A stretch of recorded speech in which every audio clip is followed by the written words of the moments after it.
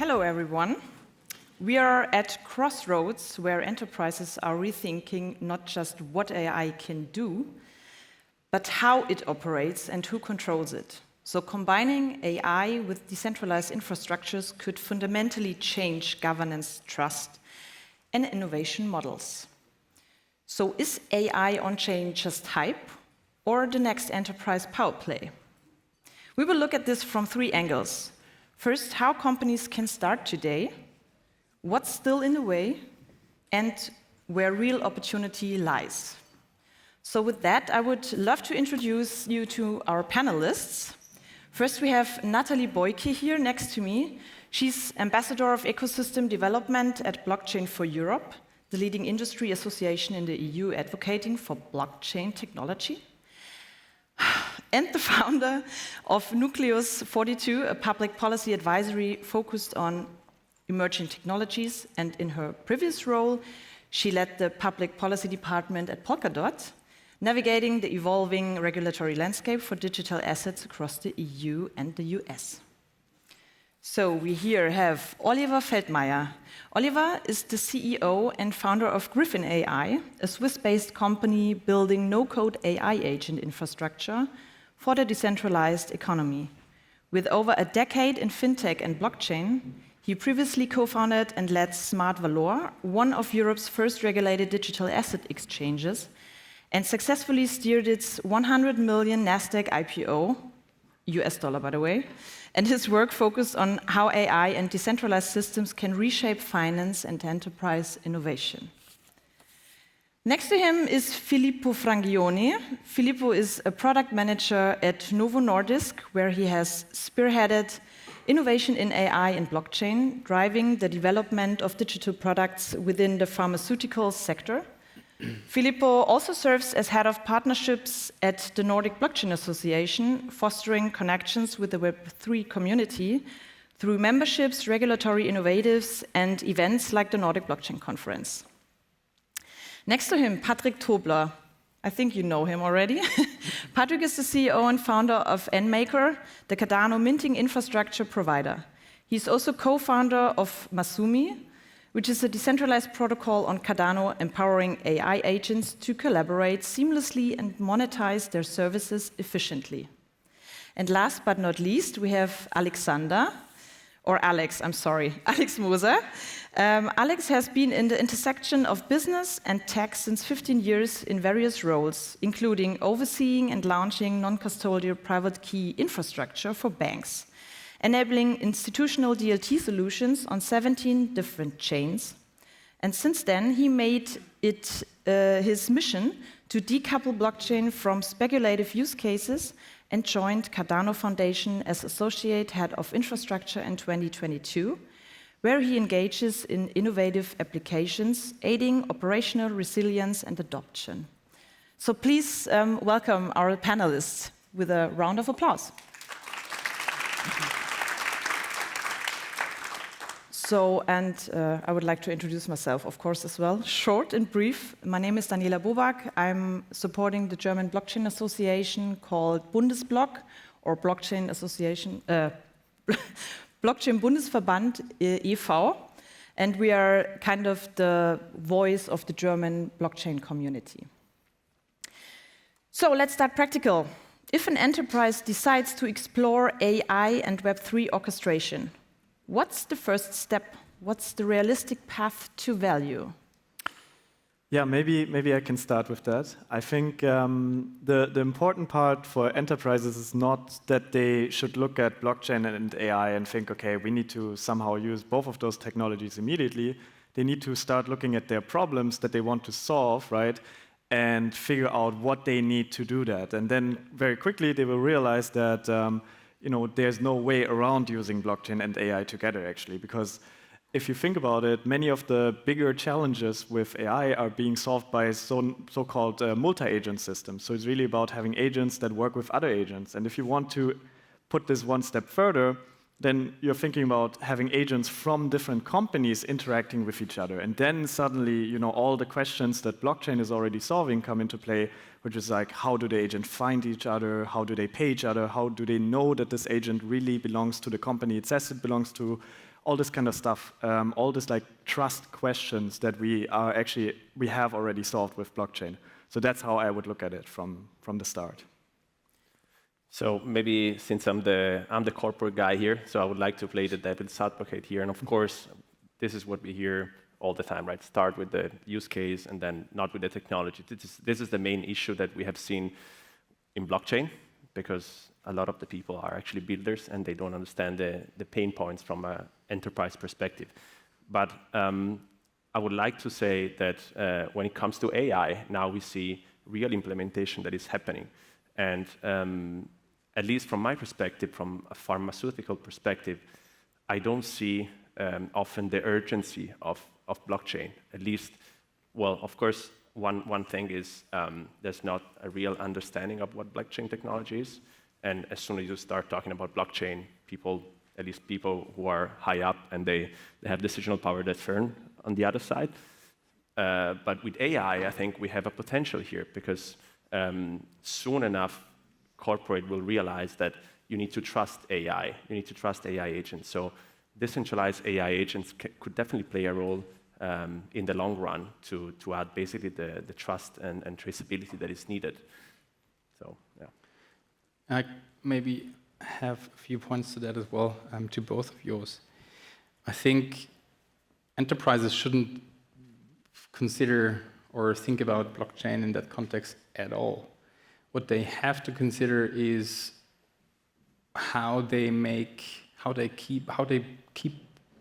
remain competitive within a landscape that has less and less workforce, simply because of demographic numbers. We have an inverted pyramid, and the traditional variables that drive economic growth don't add up anymore. So each individual employee has to become more efficient, has to output more. So AI, in my eyes, is one solution for that traditional economic equation to compute positive again. Now, as an effect of usage of AI, the company needs to somehow prove that the output of the AI or usage of the AI is within their realms, within their interest, doesn't fantasize, doesn't do things it doesn't want. So the company or the enterprises need to think about verifiability. And when they think about verifiability, there are only a handful of applications or technologies that can actually solve this verifiability question.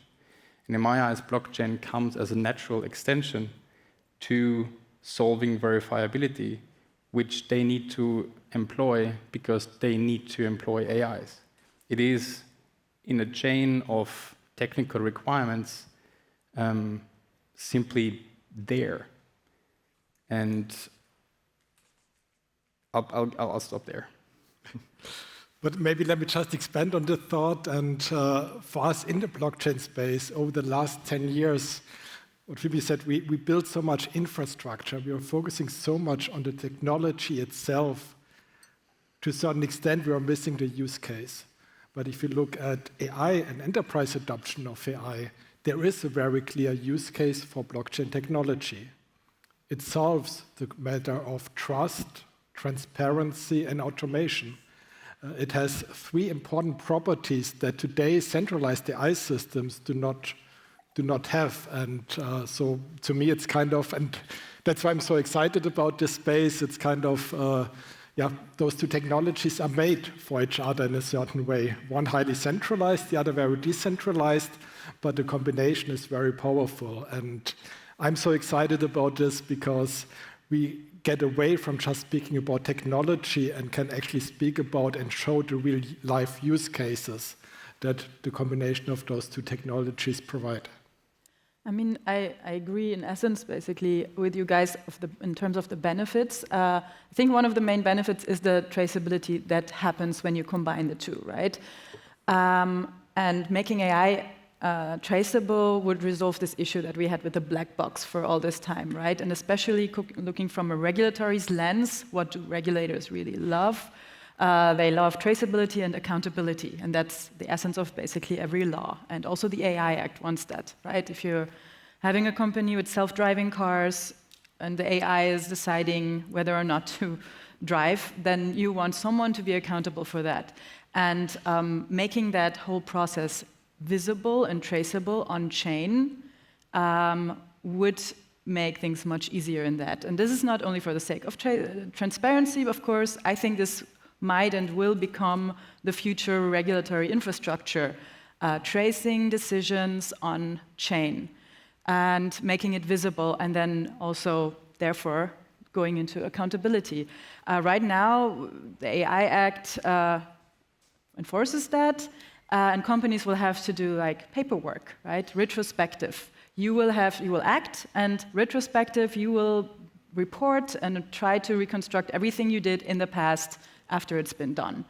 I think if you combine, as an enterprise, AI technology with blockchain, and you have the end-to-end traceability, the immutable, basically locking of any transaction, you will remove this whole paperwork. You can save compliance costs. You will have real-time compliance. It will not be retrospective. You will have it in time, in that moment, and it will be much faster. And yeah, this is something that I see as a potential for enterprises to have less paperwork, be more fast.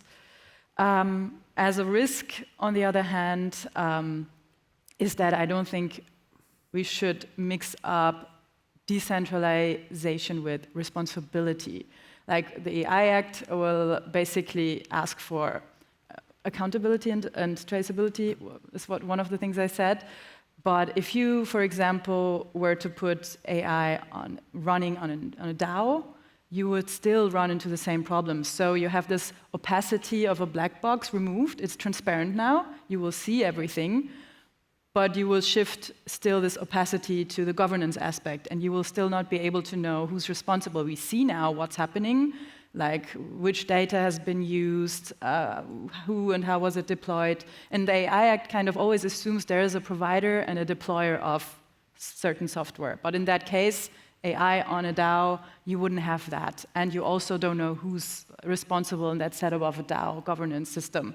So there will be certain advancements, but it's not obviously the ultimate solution for every setup. But yeah, this is the pros and cons I would name. Maybe you have something to add here. Maybe one question for Filippo, because you're working in healthcare. And if we think about healthcare, everyone knows that there's a lot of data going on there, right? And for all of us who are into blockchain, it's obvious that there is a lot of use cases there, right? So what do you think, why is it still not so a hot topic on companies like yours? Is it more about accountability or responsibility? So we had a conversation last night about that, right? So is it more that we want to work together with third parties, with like trusted third parties still? Or what do you think about that? Yeah, so I think also what you asked before was where do we start, right? I don't want to repeat the same thing that my fellow in Johnson & Johnson talked about before, why pharma companies are not investing in blockchain.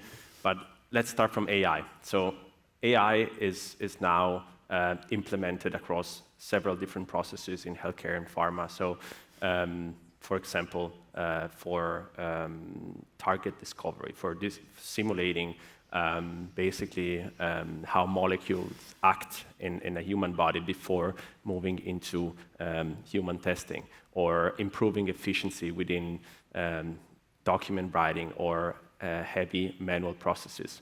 However, we don't see AI and AI agents being developed for core processes in pharma, such as, for example, running clinical trials or writing submission documents, which is what you provide to the FDA, for example, to get regulatory approvals for your drugs. And this is because we don't trust AI 100%. So if you cannot trust a model 100%, you will still keep the human in the loop.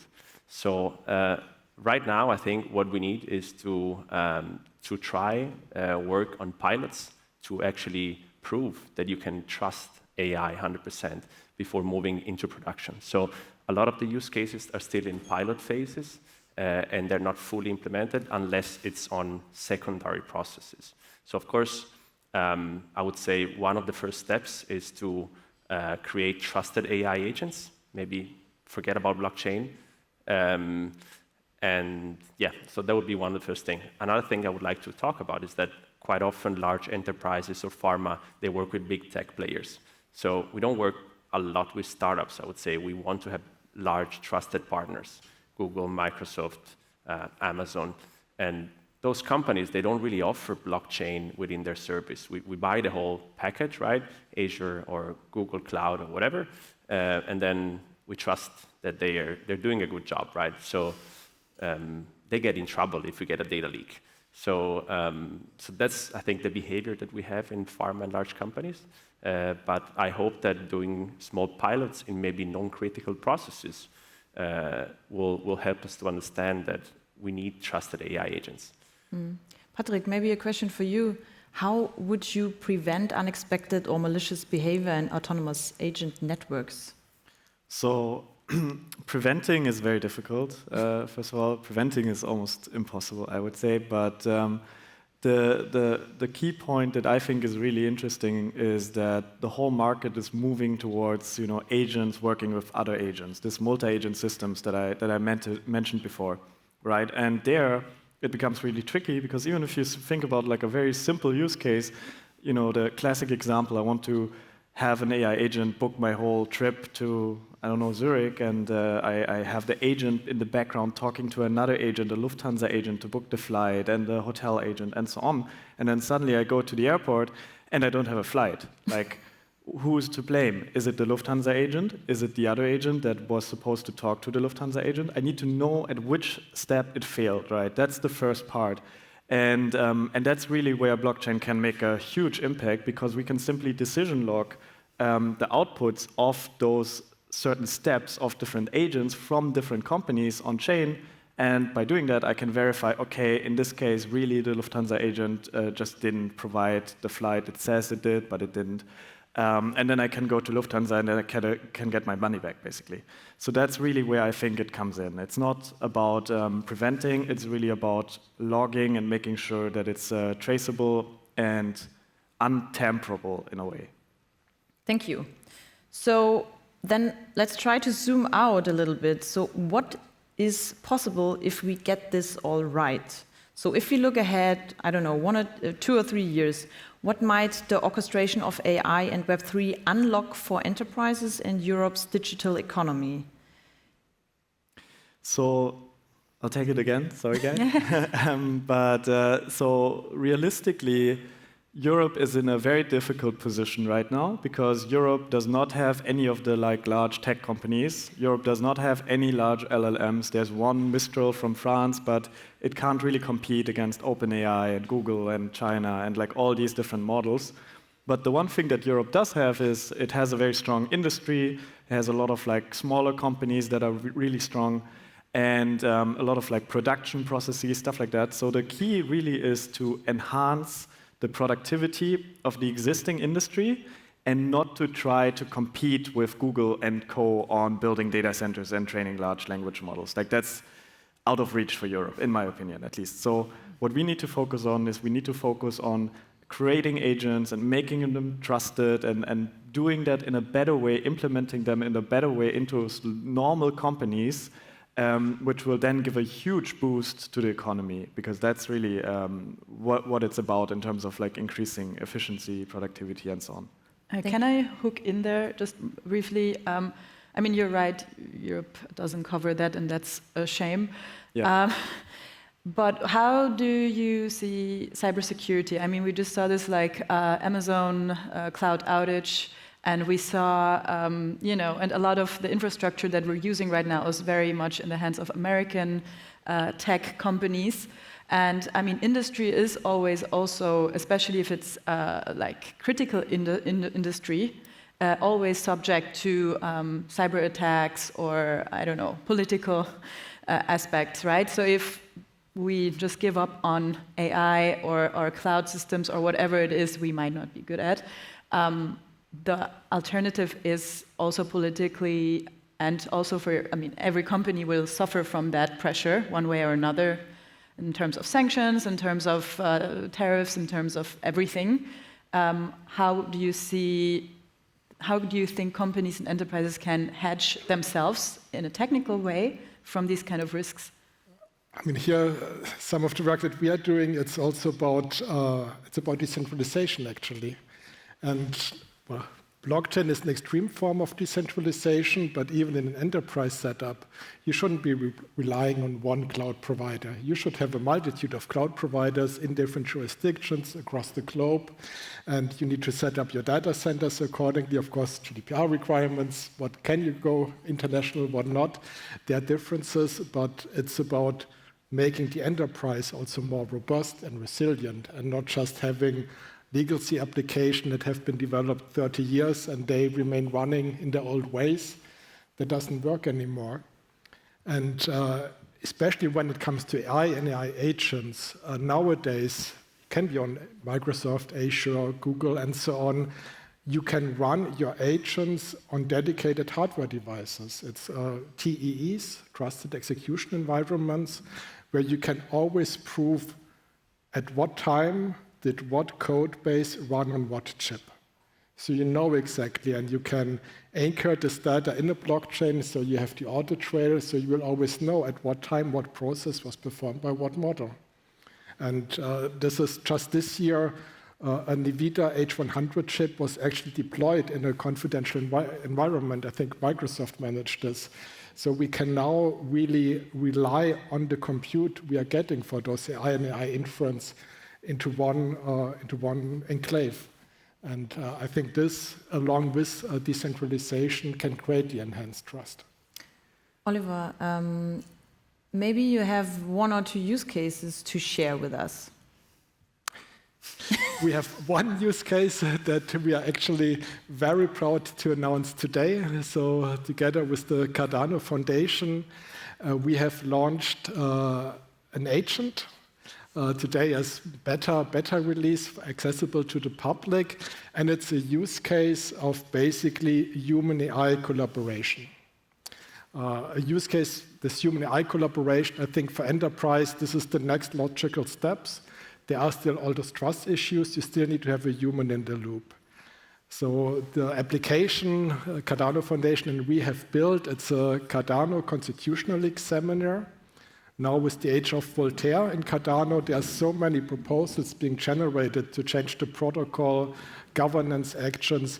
They need to be reviewed by humans. They need to be reviewed by the Constitutional Committee, by DREPs, and so on. And this is a lot of work.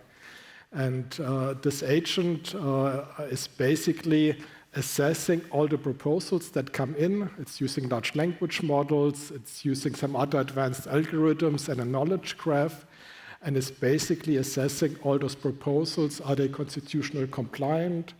What are the potential risks, the benefits of certain proposals?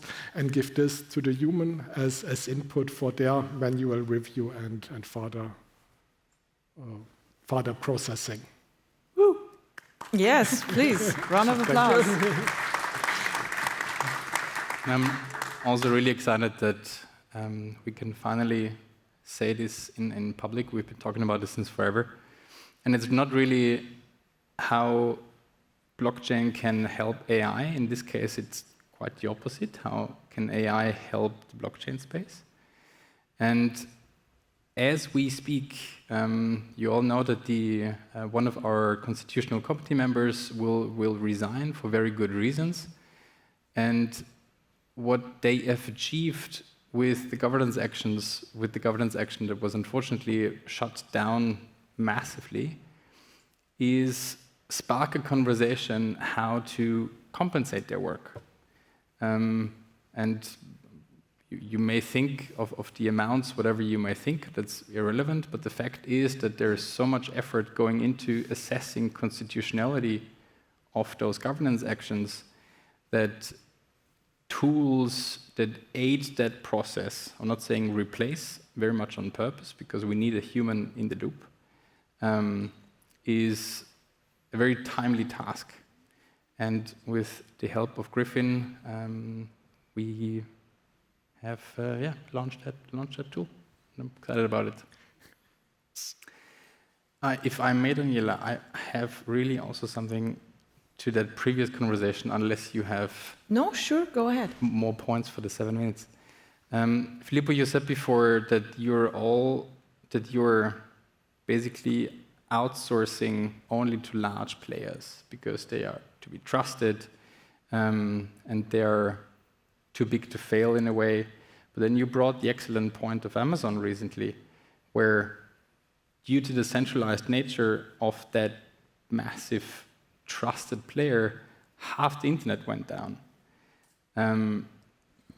While we definitely can't prevent, as you also said, Patrick, any of these misfortunes, and we can't expect Novo Nordisk or any other enterprises to now trust suddenly 10 different startups to do things in a separated manner.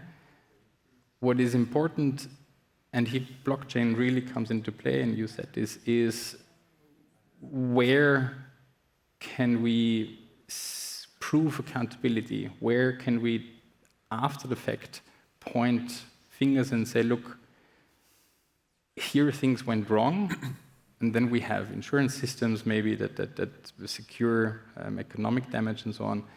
But knowing where and how I put my trust, and then relying on the verifiability of the service that they provide, is something where blockchain really has its strongest features.